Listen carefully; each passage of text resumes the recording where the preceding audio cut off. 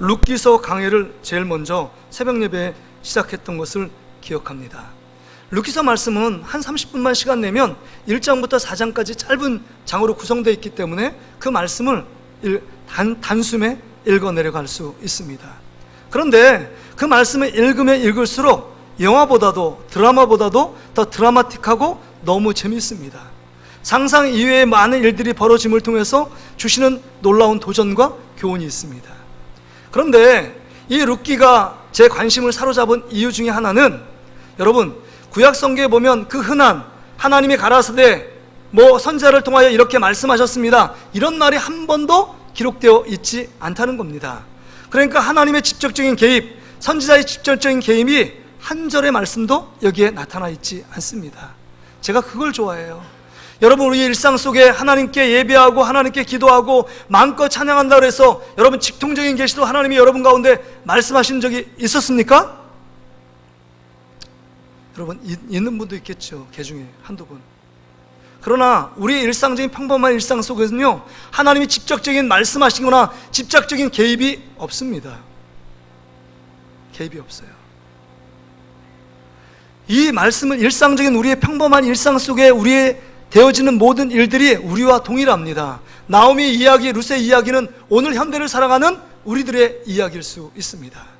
우리가 몇 주 전에 보았던 1장에 이 나오미의 잘못된 선택 통해서 그 흉년을 피하기 위해서 남편과 두 아들 말론과 기론이 모압 땅으로 이사합니다. 우리의 모습이 그거 아닙니까? 힘들고 어려우면 뭔가 정말 그 모든 어려움을 극복하기 위하여 그 틈바구니 틈새를 공략하는 것처럼 내가 이것도 해보고 저것도 해봅니다. 그런데 우리에게 돌아오는 것은요, 그가 가운데 풍성한 성공과 그 다음에 풍성한 삶의 열매보다는 더 많은 경우가 실패하고 좌절합니다. 대박을 경험하길 원하는데 쪽박으로 돌아올 때가 한두 번이 아니라는 겁니다. 이게 룻기의 말씀이고 우리 일상에 대변되는 삶의 모습이고 패턴입니다. 그래서 10년 동안 푸른 꿈을 꾸고 모압 지방에 갔는데 돌아오는 결과는 정반대의 결과가 나타납니다. 엘리멜렉이 죽고 두 아들 말론과 기론이 죽습니다. 이제는 오르바는 자기 고향 모압 땅으로 떠나갔고, 이제는 나오미와 룻이 손잡고 정말 그 호련단신 몸 하나 의지하여 고향인 베들레헴에 돌아옵니다. 베들레헴에 돌아오니까 만만치 않은 환경에 기다려요. 사람들이 10년 만에 본 나오미를 보고 기뻐하면서 막 떠들썩하게 이야기합니다. 저 멀리 오는 나오미가 아니냐라고 외칩니다. 그런데 나오미가 그 동네 이웃들을 보면서, 고향 친구들을 보면서 절대 이제는 나오미라 나를 부르지 말아달라고 말합니다. 왜요? 나오미는 기쁨, 즐거움입니다. 희락입니다. 그런데 자기 마음이 이제 마라와 같대요. 마라는 슬픔, 고통이란 뜻입니다. 내 마음이 얼마나 모압 지방에서 시달렸는지 마음의 상처를 한가득 안고 돌아와서 나는 이제 나오미가 아니라 마라라고 불러달라고 말합니다. 그렇습니다. 마라의 환경이에요. 지금 돌아왔더니 떡하니 정말 별 볼일 않는 집이 있습니까? 아니면 먹을 수 있는 양식이 풍족합니까? 전혀 그런 상황이 아닙니다. 막막한 상황입니다. 정말 호락호락하지 않는 환경 가운데 놓여 있습니다. 그래서 그의 며느리인 룻이 정말 한 끼의 끼니를 해결하기 위하여 이삭을 주우러 정말 아무도 모르는, 정말 자기가 알지 못하는 그 땅 밭으로 나아갑니다. 그런데 우연치 않게 그 밭이 엘리멜렉의 친족인 보아스의 밭에 이릅니다. 보아스 밭에. 그 보아스 밭에 이르러서 그 다음에 이삭을 줍는 장면이 오늘 본문에 기록되어 있습니다. 그런데 이 오늘 본문에 주목해야 될 말씀은 보아스가 룻을 발견하고 나서 행동이 돌변합니다. 갑자기 변화돼요. 뭔가 흑심을 품는 것처럼 다른 모든 이삭을 줍는 다른 여자들과는 특별 대우합니다. 유독 이 룻에게 너무 과도한 친절을 베풀고 있습니다. 오늘 본문에 보세요. 보아스가 룻에게 얘기합니다. 이제는 다른 데 가서 이삭을 줍지 말라고 말합니다. 또한 뭐냐면 이제 소년들에게 얘기합니다. 너희들 룻을 건드리지 말라고. 그를 지키고 보호합니다. 뿐만 아니라 사막길에서 물이 귀한데 그 생명처럼 여기는 그 물을 자기가 소년들이 힘들어서 떠온 그 물 항아리에 가서 목마르면 그 물을 먹으라고 말합니다. 뿐만이 아니라 오늘 여러분 14절 이후에도 이렇게 보면, 2장 14절 이후에도 보면 여러분 거기 지금 이 룻이 처한 건 지금 추수를 앞에 하고 있는데 추수에 바짝 붙어서 이삭을 줍도록 특별히 허락을 합니다. 뿐만이 아닙니다. 뿐만이 아니에요. 추수하는 사람들에게 고의적으로 추수할 때 이삭을 다 그냥 버려두라고 말합니다. 누굴 배려한 거예요? 누굴 죽게 하도록 만든 겁니까? 룻을 줍도록, 짧은 시간에 많은 곡식을 줍도록 그렇게 과도하게 친절과 선의를 베풀고 있습니다. 근데 여러분, 룻은 젊은 여인입니다. 홀로 된 가부입니다. 보아스는 나이가 좀 많이 들었어요. 그러니까 내 딸이라고 얘기하는 겁니다. 그럼 뭐예요? 지금 이 보아스는 1절에 보니까 유력한 자예요. 권력이 있습니다. 권세가 많습니다. 돈이 많이 있어요. 부유한 자입니다. 고대시대 그때 그 정도 됐으면, 어느 정도 위치에 있으면 여러분, 한 여자 이방 여인 얻는 거 자기 마음대로 얻을 수 있는 환경입니다. 상황입니다. 그렇다면 지금 이 보아스의 상황이 과도한 친절을 베푸는 이유가 뭘까요? 무언가 흑심이 있는 거 아닙니까? 제 말이 너무 과도합니까? 제가 더 과도해요? 제가 너무 드라마하고 영화를 너무 열중해서 본 것입니까? 그렇지 않아요. 그렇지 않습니다. 여러분, 우리 중고등부 아이들이 쓰는 전문 용어가 있어요. 이럴 때 보아스에게 쓰는 무슨 용어인지 아세요? 자, 용서하고 들으세요. 이거 개수작입니다. 개수작이에요. 흑심입니다. 흑심을 품고 있어요. 왜 흑심이라고 말하느냐? 성경 중에 10절을 한번 읽어보세요. 지금 그 과도한 친절을 받고 있는 룻이 부담스러워서 지금 보아스에게 얘기를 합니다. 이렇게 10절 말씀을 보세요. 10절 말씀. 여러분, 개수작 하니까 눈이 번쩍 뜨시네요. 자, 뭐 번쩍 뜨고 계셔야 됩니다. 말씀을 들을 때. 자, 10절 말씀. 10절 같이 한번 읽어보겠습니다. 시작. 룻이 엎드려 얼굴을 땅에 대고 절하며 그에게 이르되 나는 이방 여인이거든 당신이 어찌하여 내게 은혜를 베푸시며 나를 돌보시나이까 하니. 지금 어찌하여 이방 여인, 그 유대 사람들은요 개 취급도 못한 취급을 이방 사람들에게 합니다. 그것도 여인이에요. 남자도 아니라. 그러면 어마어마하게 천대하고 무시하는 이방 여인 나를 어떻게 은혜를 베풀어 주고 친절하게 나를 돌봅니까? 라고 지금 이 의아해에서 룻이 보아스에게 되려 질문하고 있는 장면입니다. 그렇죠? 친절하게 받는, 과도하게 받는 거 너무 여러분 부담스러운 거 아닙니까? 지금 여러분 처녀가 있어요. 어떤 남자가 한 번도 보지 못했는데 과도한 친절을 베푼다. 그럼 여러분 조심해야 돼요. 그 여자예요. 사기 맞을 수 있는 확률이 높습니다. 그렇죠? 여러분, 신천들이 와서 여러분에게 막 칭찬하면서 여러분 이거 하면 좋은 거 이렇게 생깁니다. 그리고 성격 테스트 유형을 합니다. 그리고 남자는 예쁜 여자, 너 여자는 정말 잘생긴 남자를 붙여가지고 여러분 성격 검사한다고 딱 붙어 있어요. 그게 신천지의 방법이에요. 조심하셔야 합니다. 영혼이 누락질 당할 수 있다는 겁니다. 그런 관점을 보면 지금 이 보아스 행동이 너무 유별나지 않습니까? 너무 과도하게 친절을 베푸는 것 같아요. 뭔가 마음에 뭔가 기대하는 흑심이 있지 않나, 이렇게 의심받을 수 있는 행동을 보아스가 하고 있습니다. 여러분 어떠십니까? 우리 중고등부 청년부 어떠세요? 제 말이 너무 확장 해석을 했나요? 좀 이해가 돼요? 훈집이 형제 어때요? 제 말이 이해돼요? 이해된대요. 연애를 해봤나 봐요. 네. 고3인데. 자, 근데 여러분 여기 보니까 결론적으로 말씀을 드리면 보아스가 흑심을 품은 게 절대 아닙니다. 하나님께서 룻에게 은혜를 베풀기 위하여 보아스라는 인물을 준비시켰는 줄 믿습니다. 할렐루야. 룻을 하나님께서 축복해 주시기 위해서 보아스라는 사람을 만나게 하시고 그 놀라운 하나님의 은혜를 베풀 수 있도록 하나님께서 보아스를 그 자리에 세우신 겁니다. 그걸 어떻게 아느냐? 여러분 11절 말씀 보세요. 보아스가 그에게 대답하여 이르되 내 남편이 죽은 후로 내가 시어머니에게 행한 모든 일 것과 내 부모와 고국을 떠나 전에 알지 못하던 백성회로 온 일이 내게 분명히 알려졌느니라. 네 소문에 대해서 뻔히 듣고 있다는 거예요. 왜요? 지금 그 시아버지 엘리멜렉의 친척이었기 때문에 모압에서 어떤 일이 있었고 지금 왜 이렇게 돌아왔는지 어떤 신세가 됐는지를 보아스가 다 듣고 있었다는 겁니다. 그런데 핵심적인 문구가 12절 말씀이에요. 우리 12절 말씀을 같이 한번 읽어볼까요? 시작.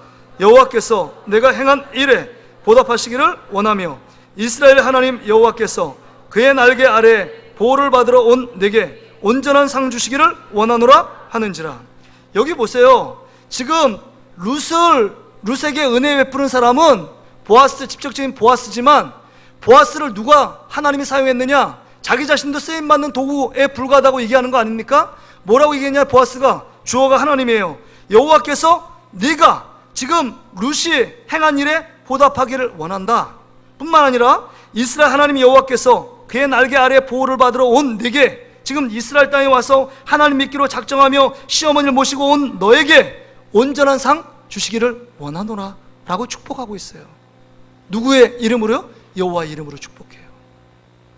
지금 여러분 1장의 잘못된 선택 때문에 정말 가정이 깨어지고 슬픔과 상처로 가득 찬 나오미와 룻의 가정 속에 2장에 보니까 어떻게 그것을 반전시키고 역전시켜 가시느냐. 하나님이 직접적인 개입이 없는데 보아스를 만나게 합니다. 보이지 않는 하나님의 사람을 만나게 해요. 근데 그 만난 축복은 뭐냐? 여러분 여기 12절에 보니까 뭐라고 하냐? 내가 행한 일 때문에 하나님이 너에게 보답하시고 있다. 내가 하나님의 일 때문에 축복하시고 있다. 내가 행한 일 때문에 하나님이 보응하고 있다고 말씀하고 있는 겁니다. 누가 행한 일 때문에요? 룻이 행한 일 때문에요. 룻이 어떤 사람입니까? 룻은요, 한마디로 말해서 섬기는 사람입니다. 섬기는 사람이에요. 룻의 섬김을 통해서 하나님이 보아스를 세우고 또한 하나님이 모든 삶의 부족함을 채워가고 있는 그 하나님의 놀라운 축복들을 받는 축복의 주인공이 되었다는 것입니다. 여기서 중요한 설교의 핵심은 섬김이에요. 여러분, 지금 이 룻은 한마디로 말해서 섬김의 사람입니다. 그럼 어떤 섬김을 했느냐? 여러분, 섬김하면 대단한 섬김이라고 우리가 상상할 수 있지만 룻의 섬김은 대단하지 않습니다. 일상적인 삶에서 섬김으로 드러난 섬김을 하고 있어요. 첫째는요, 여러분, 시어머니 나오며 함께하는 섬김입니다. 여러분, 섬김의 출발점은요, 옆에서 시어머니가 고통하며 괴로워하며 슬퍼하는 그 시어머니를 그냥 내버려 두지 않고 혼자 베들레헴에 떠나보내지 않고 그의 손을 붙잡아주고 슬픔도 함께하고 기쁨도 함께하는 것, 이게 섬김의 기본적인 자세인 줄 믿습니다. 할렐루야. 야, 그런 의미에서 옆 사람하고 한번 손잡아 주세요. 내가 당신을 섬겨드리겠습니다. 여러분, 섬김이 어려운 게 아니에요. 옆에 있는 고통당하는 사람을 손잡아주고, 그 다음에 여러분 욥의 그 세 친구처럼 지적질하며, 그 다음에 너가 이거 잘못해서 이런 거 된 거야, 하나님의 징계와 하나님의 심판이야 라고 말하지 않고 슬픔과 고통 가운데 손만 잡아주고 그냥 옆에서 떠나지 않고 함께 있어주는 거, 이게 아름다운 섬김의 출발점이라는 겁니다. 모압에서 자기가 익숙한 환경에 돌아갈 수도 있었습니다. 자기 형님인 오르반은 떠났습니다. 그러나 룻은 떠나지 않아요. 시어머니 나오며 함께합니다. 고통의 세월이 앞으로 다가올 모든 숱한 어려움이 뻔히 보임에도 불구하고 떠나지 않습니다. 1장 14절에 보니까 이런 말이 나와요. 그들의 소리를 높여 다시 울더라. 지금 떠나려니까 떠나지 않겠다는 얘기가 옥신각신합니다. 그 길거리에. 근데 오르반은 그의 시어머니에게 입 맞추고 룻은 그를 부쫓았더라. 룻은 나오미를 부쫓았다. 살이 뼈에 찰싹 붙어있는 것처럼 이제는 떠나지 않고 함께 그 어머니의 기쁨, 나의 기쁨, 어머니의 슬픔, 나의 슬픔, 어머니 믿는 하나님이 나의 하나님이라고 함께하며 모든 동고동락을 함께하고 있는 이 룻의 모습, 이게 섬김의 첫 출발점이라는 겁니다. 여러분, 이렇게 섬김뿐만 아니라 두 번째 섬김의 모습을 보면 이 룻은요, 직접적으로 손발을 움직여 봉양을 합니다. 시어머니의 필요를 채웁니다. 하루의 끼니와 하나님의 식사를 정말 제공하기 위해서 자기가 발을 벗고 나섭니다. 그래서 보아스를 만나게 돼요. 어떤 사람은요, 내가 하나님을 사랑한다, 섬긴다 말만 하는 분들이 있어요. 그러나 손발이 움직이지 않습니다. 근데 손발이 움직여서 하나님 앞에 이 나오미를 복양하기 위하여 나갔더니 룻에게 어마어마한 하나님의 축복을 경험하게 된 것입니다. 우리의 모습과 너무 다르잖아요. 누가 나를 시킬까봐, 섬김의 무거운 짐을 더 줄까봐 우린 노심초사합니다. 연초에 목사님이 어느 위원을 맡아주세요, 뭘 맡아주세요 하면 두려워 떨고 있어요. 내가 지금 이것도 힘든데 버거운데 또 2개, 3개 벽돌을 더 많이 올리는 것처럼 가중하게 생각하는 분들이 참 많이 있습니다. 근데 룻은 그렇지 않습니다. 옆에 시어머니와 함께 있는 것도 보통 일이 아닌데 손발을 움직여 지금 이삭을 주우러 봉양해 그 삶들을 손수 실천하고 있는 성김의 모습으로 사는 이 룻의 모습을 봅니다. 뿐만 아닙니다. 여러분, 한결같은 성김이 있었어요. 모압부터 시작해서 지금 자기의 구세주 같은 보아스와 결혼하는 그 순간까지요, 계속적으로 고난과 어려움이 있었지만, 힘듦이 있었지만 나오미의 말에 순종했고 성실함과 진실함으로 끝까지 나오미 옆에서 그 모든 필요를 채워주었던 인물이 여러분 룻입니다. 룻이에요. 변함없이요. 이삭을 줍는데도 여러분 2장에 읽어보세요. 처음부터 끝까지 정말 열심히 최선을 다합니다. 잠깐 식사하러 간 그 자리에 비운 거 외에는 여러분 누가 보나 안 보나 열심히 그 일들을 지킵니다. 성실함이 배어 있어요. 이게 섬기는 자세의 룻의 삶의 모습이었습니다. 이럴 때 하나님께서 섬기는 자에게 여러분 축복하세요. 우리 주님은요, 선자의 이름으로 물 한 잔 대접해도 그 상을 결코 잃지 않겠다고 말씀하십니다. 하나님은 공짜가 없으신 분이에요. 여러분, 우리 다 알고 있잖아요. 여러분, 이렇게 나오미를 섬기며 또한 그 옆에 모든 일들을 대수사를 주관하면서 섬길 때 여러분 룻에게 주어지는 축복이 뭐였냐면, 여러분 보아스를 만나서 소년들이 그 가운데서 건드리지 못하도록 지키심과 보호하심의 축복이 있었습니다. 또한 뿐만 아니라 여러분 정말 보아스 주인의 상에서만 먹을 수 있는 그 상의 모든 음식을 함께 먹는, 주인의 상에 함께 둘러서 자리에 영광스럽게 그 자리에서 함께 먹는 축복을 하나님께서 허락해 주셨어요. 뿐만이 아닙니다. 여러분, 가난과 그 부족함들을 보아스를 통해서 채우시도록 만드시는 하나님의 놀라운 축복들을 받아 누리게 되었다는 겁니다. 이게 섬기는 자에게 주시는 하나님의 놀라운 축복이에요. 근데 여러분, 더 큰 축복은 뭔지 아세요? 내가 섬기면요, 섬기는 자가 옆에서 도와준다는 거예요. 룻도 섬기는 자인데 진짜 섬김을 통해서 축복받은 인물이 있는데 누굽니까? 옆에 백마탄 왕자인 보아스가 섬기는 자입니다. 내가 섬기니까 그 섬김에 하나님께서 궁일이 여겨서 그 옆에 더 잘 섬기고 있는 룻을 붙여주신 겁니다. 여러분, 혼자 내가 섬긴다고 낑낑대며 힘들어한다고 불평하지 말고, 여러분 하나님 앞에 정말 섬김을 잘 감당하면 옆에 섬기는 자를 하나님께서 붙여주실 줄 믿습니다. 보아스를 붙여주셨어요. 보아스는요, 하나님의 특별한 계획 가운데 여러분 룻의 남편으로 하나님께서 인도하셨지만 그 전에 보아스는요 진짜 섬김의 사람입니다. 부유함, 유력한 자라고 갑질하는 사람이 아닙니다. 그 밭에 모든 여성들이 이삭을 주울 수 있도록 정말 그 사람들을 보호하고 지켰던 인물이 보았습니다. 뿐만 아니라 정말 자기의 친족인 이 며느리인 그 엘리멜렉의 며느리인 이 룻이 왔다는 소리를 듣고 직접 나서서 특별한 보호와 특별한 은혜를 베풀고 있는 이 보아스의 손길을 봅니다. 여러분, 룻이 자기의 먼 친척이라고 했기 때문에 친척이라는 이유 단 하나의 이유만으로 여러분 이렇게 잘 섬길 수 있는 것 아니잖아요. 그렇죠? 남편도 남의 편이라서 어렵고 힘들 때 나에게 상처를 주는 일들이 많은데 자녀들이라고 해서 여러분 부모가 계속적으로 섬길 수 있는 거 아니잖아요. 정말 자녀라고 해서 부모를 그렇게 봉양할 수 있는 것 아니지 않습니까? 친척이라는 이유만으로 여러분 자기의 의무와 책임을 다하지 않는 사람이 너무 많습니다. 그럼에도 불구하고 보아스는요, 하나님을 신실하게 믿는 그 하나님의 종이었고 섬김을 통해서 하나님의 놀라운 축복들을 받아 누리는 것을 알았기 때문에 끝까지 보아스는 섬김의 자세로 일관합니다. 아주 지혜롭게 잘 섬겨요. 이게 보아스를 유력한 자로 만들고 하나님의 부유한 하나님의 축복들을 누리게끔 만든 원동력이었습니다.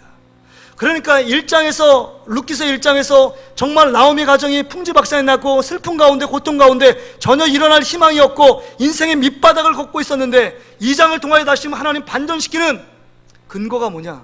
룻의 섬김 때문이에요. 섬김 때문이었다는 사실을 기억해야 합니다. 여러분, 우리 삶에 여러 가지 막힘이 있습니까? 여러분, 섬김에 내가 소홀히 하고 섬김을 무시하고 있는 신앙생활이 아니었나를 우리 자신을 돌아볼 수 있어야 합니다. 정말 하나님께서 우리를 구원시킨 목적은 정말 섬김의 종으로 우리를 부르셨음에도 불구하고 그 섬김의 자리에 이탈하여 내 마음대로 내 원하는 대로 살고 있기 때문에 우리의 모습이 어떠면 정말 더 영적으로 핍절하고 더 우리 삶이 꼬이고 우리 삶이 여러 가지 어려움을 겪고 있는지도 모른다는 사실입니다. 사랑하는 성도 여러분, 오늘 말씀을 들으면서 우리는 룻처럼 섬기길 원합니다. 그런데 문제는 뭐냐? 섬기길 원하지는 않으면서 축복받기는 원한다는 게 문제가 있어요. 불로소득입니다. 도덕심보가 있어요. 섬기지 않고 하나님의 축복만을 받아 누리기 원하는 그런 마음의 심리들을 갖고 있습니다. 여러분, 우리가 섬기는데 여러분 어떤 생각을 갖고 있습니까? 섬김이 불편하다고 생각하지 않으세요? 섬김이 여러분 무거운 부담이나 짐이라고 생각하지 않으십니까? 이게 지금 우리의 현주소예요. 어떤 분은요, 섬길 때 왜 나만 일해야 되나 그렇게 생각하는 분도 있고, 다른 분들이 쉬는데 왜 나만 해야 돼 이렇게 생각하는 분들이 있습니다. 뿐만 아니라 어떤 분은 왜 내가 가지고 있는 것 땀 흘려서 수고해서 내 수입을 열었는데 다른 사람이 이 수입을 열어서 다른 사람을 줘야 돼? 난 손해보는 일 절대 안 해. 이러면서 섬김을 두려워하고 섬김에 대해서 인색한 분들이 참 많습니다. 예배는 드릴 수 있고 기도는 드릴 수 있고 찬양할 수 있지만 내가 뭔가 마음을 들여 그 다음 주머니에 돈을 가지고 하나님을 섬기고 정말 이웃을 섬기고 성도를 섬기는 데는 너무너무 인색한 분들이 참 많이 있습니다. 섬김을 오해하기 때문입니다. 여러분, 섬김이 여러분에게 섬기라고 하나님 말씀하시는 그 이유가 여러분이 힘들게 만들고 고통스럽게 만들고 여러분이 갖고 있는 것을 빼앗기 위하여 섬기라고 말씀하시지 않는다는 겁니다. 여러분, 섬김은요 분명한 하나님의 축복이고 섬김이 없이는 룻과 같은 섬김이 없이는 룻과 같은 축복도 기대할 수 없다는 겁니다. 우리는 풀인 대로 거두는 것입니다. 축복받을 수 있는 그릇은 섬김 가운데 나타난다는 사실을 기억할 수 있어야 합니다. 그래서 여러분, 우리가 꼭 기억할 것은 여러분, 예수님, 우리가 신앙의 본으로 세우는 예수님의 모습을 한번 생각해 보세요. 예수님이 만왕의 왕이십니다. 하나님 본인이세요. 그럼에도 불구하고 이 땅 가운데 말구유에 나셨고 그 다음에 인간의 형상으로 나신 거 어마어마한 섬김입니다. 뿐만 아니라 섬김 가운데 이런 비유를 하세요. 앉아서 먹는 자가 크냐, 그 다음에 서서 서빙하는 자가 크냐. 여러분 말해보세요. 앉아서 먹는 손님이 왕이에요? 종업원 옆에서 서빙하는 사람이 여러분 왕입니까? 누가 왕이에요? 손님이 왕입니다. 그게 높은 자리예요. 근데 예수님은 뭐라고 그랬죠? 내가 앉아서 먹는 자의 위치가 아니라 서빙하는 자리에 있다. 이게 너무 충격적인 말씀 아니에요? 우리는 예수 그리스도 오래 믿고 중직자의 직분을 갖고 있다고 해서 내가 과거에 이런 봉사했고 이런 헌신했고 이런 섬김을 했기 때문에 나는 그 자리에서 앉아 먹어도 된다 라고 생각하는 분들이 꽤 많이 있습니다. 꽤 많이 있어요. 교회의 직분을 세상의 감투처럼 알고 있는 분들이 있습니다. 이런 분들은 섬길 수 없어요. 이런 분들은 교만한 분들입니다. 하나님이 가장 싫어하는 분들이에요. 그런 분들이 축복은요 위험합니다. 한순간에 훅 날아가는 축복이기 때문입니다. 그분들 잘 되는 거 축복 아닙니다. 저주입니다. 하나님 앞에 섬기면서 하나님을 섬기지도 않으면서 그런 축복을 받는 거 저주 중에 저주예요. 왜요? 그것이 하나님께 왔다고 생각하지 않고 나의 힘, 나의 능력, 나의 지혜, 나의 열심으로 왔다고 생각하기 때문입니다.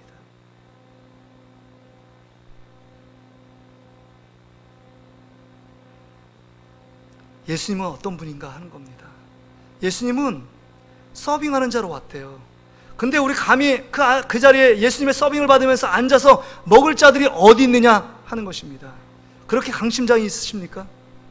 여러분 먹고 싶습니까?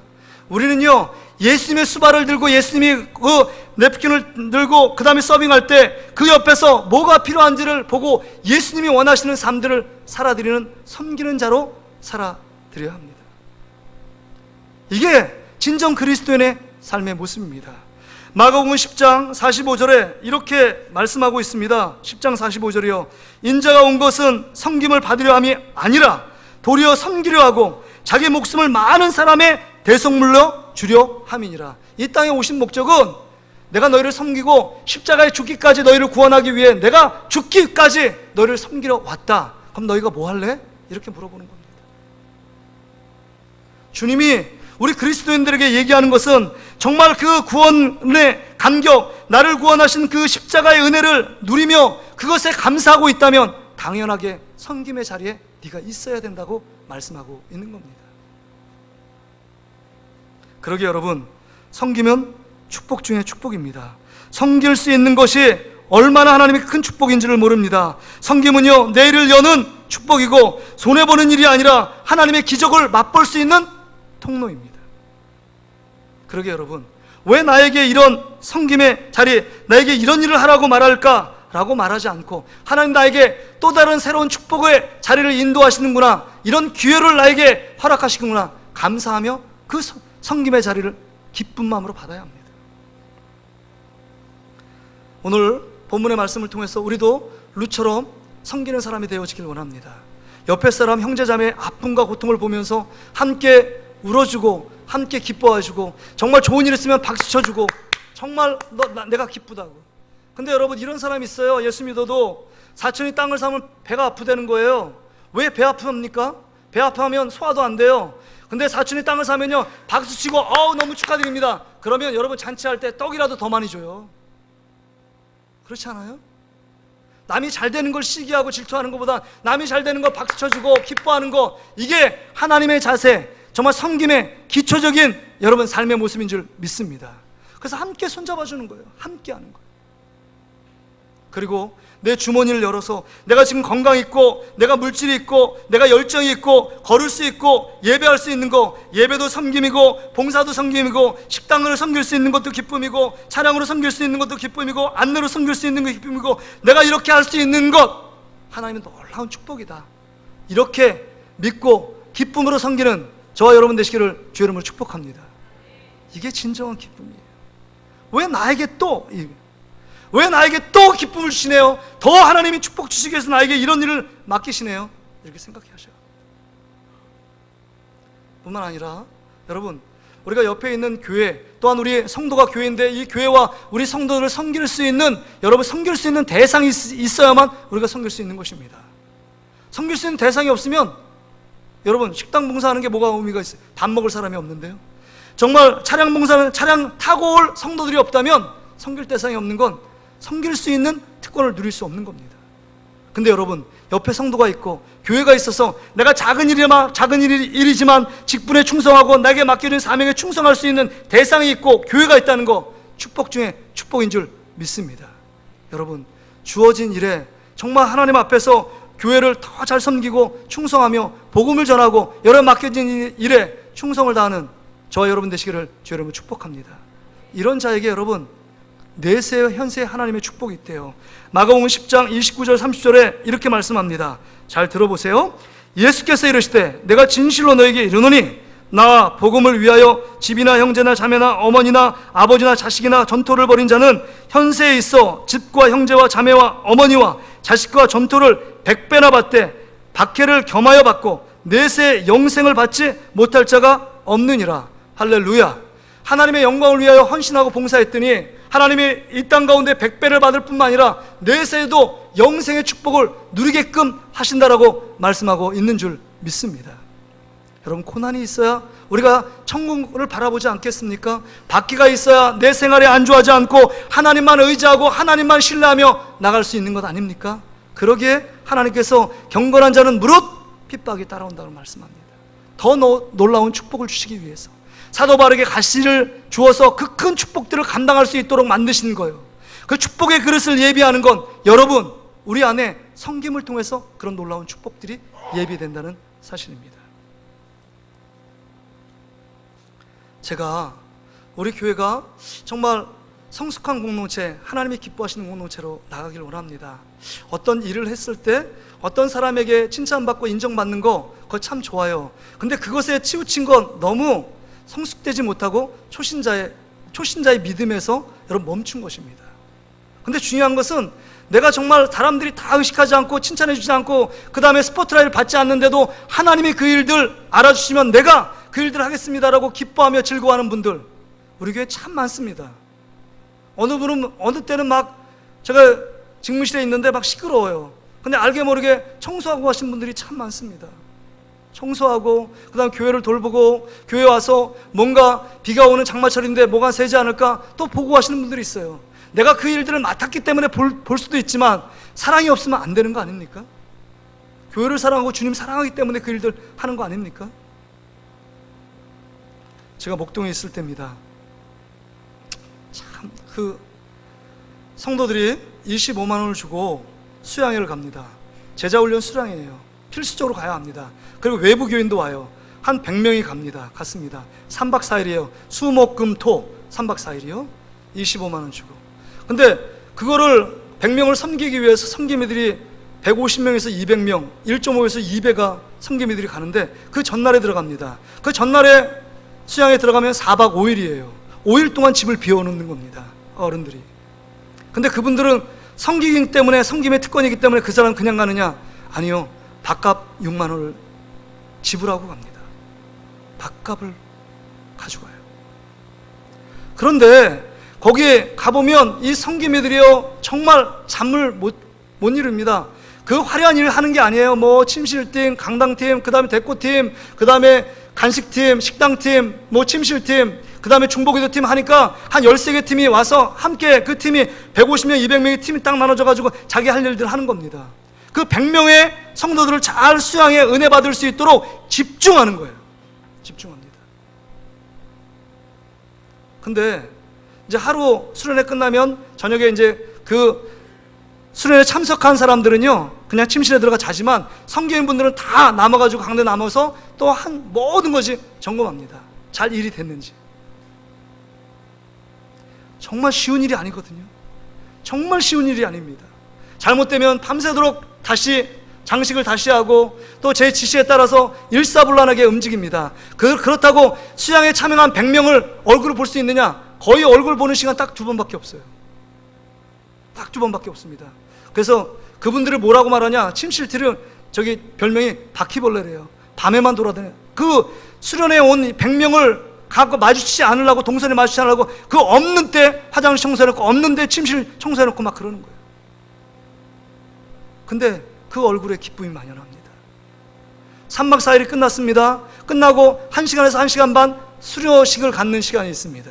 그러면 여기에 수양회를 받는, 수양에 참여하는 100명들의 그 누리미들이 간증에 자발적으로 나옵니다. 그리고 디귿자로 150명, 200명 사람들이 그 옆에서 서 있습니다.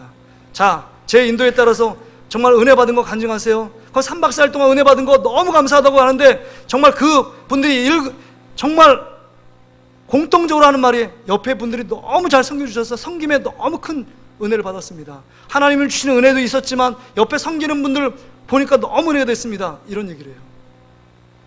근데 간증은 여기 있는 앉아있는 수양에 참여하는 보다도 그 옆에서 4박 5일 동안 섬겼던 분들이요 나와가지고 계속 눈물 흘리면서 너무 기뻐요. 그러면서 하는 말이 여러분이 와서 섬길 수 있는 대상이 있어서 제가 기쁜 마음으로 섬길 수 있게 해주셔서 여러분께 진정으로 감사합니다. 여러분 뭐가 감사해요? 4박 5일 동안 지질이 어르고 지금 3박 4일 동안 이분들이 불편 없이 섬길 수 있도록 어마어마하게 서빙했는데 이분이요 눈물을 철철 흘리면서 뭐라고 하냐, 내가 정말 쓰임받을 수 있고 섬길 수 있어서 너무 행복합니다. 내가 섬길 수 있어서 너무 행복합니다. 십자가의 사랑, 십자가의 은혜가 내가 섬김을 통해서 정말 깨달아졌습니다. 이렇게 고백해요. 이렇게 고백해요.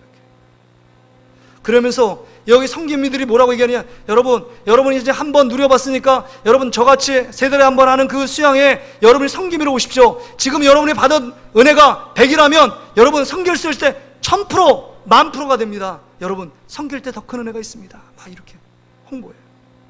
제가 할 얘기를 그분이 하시더라고요. 여러분 하나님께서 주신 섬김의 중독자가 되는 여러분 되시기를 주의 이름으로 축복합니다. 섬김이 기쁨이에요. 섬김이 특권입니다. 옆 사람하고 한번 이렇게 고백할까요? 손을 잡으면서 섬김이 특권입니다. 여러분 하나님께 섬길 수 있는 거, 하나님이 섬길 수 있는 기회를 준 거 너무 큰 축복이에요. 여러분 일주일 동안 이제 세상을 향하여 나갈 겁니다. 어떠한 섬김으로 살 것입니까? 섬김 받기를 원하십니까? 그건 축복이 없어요. 섬기는 자에게 룻과 보아스 같은 축복을 약속하고 있습니다. 그렇다면 여러분, 여러분의 자리에서 정말 큰 일을 계획하지 말고 작은 일에서 충성하세요. 지금 여름인데 식당 문사 너무 더운데도 불구하고 기쁨으로 하세요. 기쁨으로 하는 거, 인상 꽉 구기고 마지못해서 하는 건 상급이 없어요. 기쁨이 없어요. 기쁨으로 식당 봉사하기를 주의 이름으로 축복합니다. 여러분, 기쁨으로 교사 성가들을 섬기는 여러분 되시기를 축복합니다. 억지로 섬기지 마세요. 기쁨으로. 내가 정말 이 섬길 수 있는 게 얼마나 큰 축복인가 깨닫고, 여러분 이 여름 성경학교 그 다음에 수련하는데 여러분 기쁨으로 차량도 봉사해 주시고 물질로 봉사해 주시고 또 여러 가지 정말 부족한 손길이 있는지 한번 교육자하고 교사들에게 물어보세요. 내가 뭘 섬길 수 있을까? 내가 몸 밖에 건강한 게 없는데 그럼 몸으로 섬길 수 있는 일이 있지 않을까 생각해야 합니다. 자, 오늘 이 찬양을 같이 부르면서 우리